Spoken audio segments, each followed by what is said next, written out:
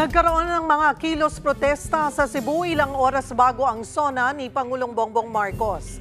Para sa update magbabalita si John Aroa live mula sa Cebu City. John, kumusta ang sitwasyon dyan? Sharon, nagpapatuloy nga itong marcha ng mga militanteng grupo dito sa Cebu bilang bahagi ng kanilang kilos protesta ilang oras bago ang ika-4 na State of the Nation address ni Pangulong Bongbong Marcos.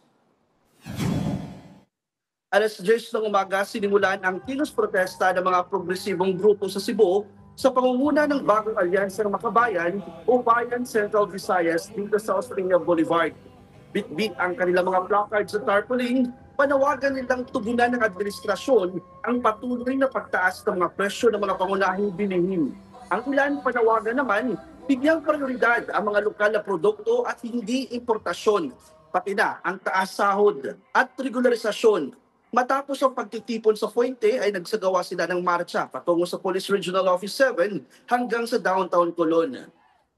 Sharon, sa mga oras na ito ay may nakita tayong mga presensya ng pulis. Ito ay para magbantay sa seguridad. At wala naman tayong nakitang problema sa bigat o problema sa trapiko dito sa Cebu sa gitna ng isinasagawang kilos protesta. Sharon. Maraming salamat, John Aroa.